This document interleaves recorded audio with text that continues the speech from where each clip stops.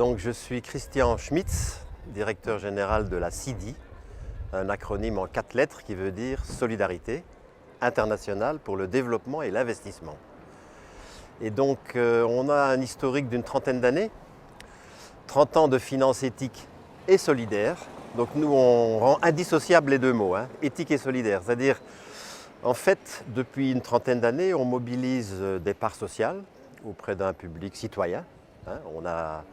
On a été initié par une association de droit français, d'utilité publique, et puis qui s'est élargi à un groupe de citoyens. On a aujourd'hui environ près de 2000 actionnaires, détenteurs de parts sociales, et s'adjoint à ce groupe d'actionnaires environ 5000 épargnants qui en fait épargnent auprès d'une banque. En fait, c'est le Crédit Coopératif français qui a accepté déjà il y a 30 ans de mettre sur le marché un produit d'épargne de partage. Donc en fait, il y a deux types de ressources. Des ressources en parts sociales qui sont investies à 100% dans les pays du Sud. Donc là, le ratio il est total, puisque les 100% des parts sociales sont investies dans les pays du Sud.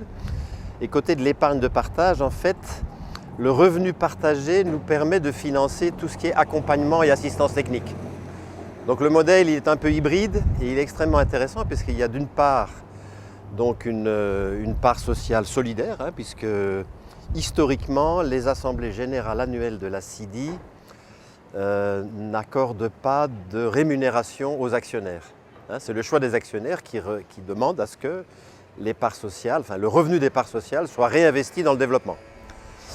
Et à côté de ça, on a ce revenu partagé du fonds commun de placement qui nous permet d'accorder, de financer des missions d'accompagnement technique et de conseil. Voilà.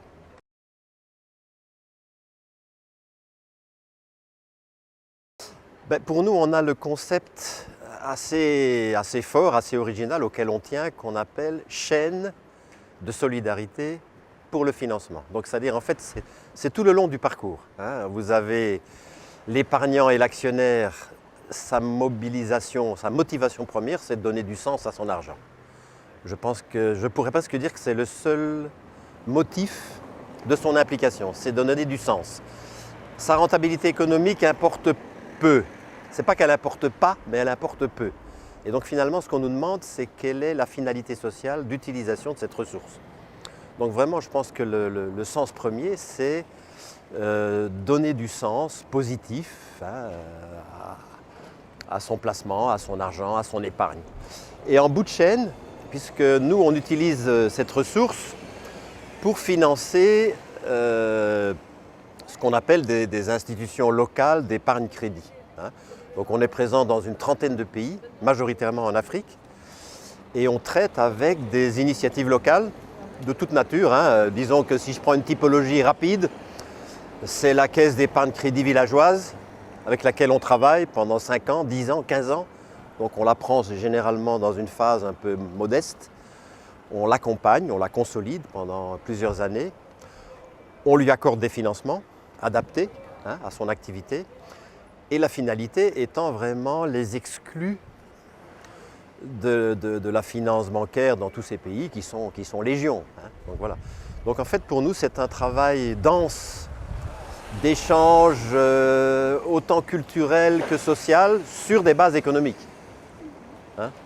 Et de fait, travailler dans les pays africains nous amène à avoir une approche culturelle très sensible, très forte, en Amérique latine aussi, dans les pays du bassin méditerranéen aussi. Voilà.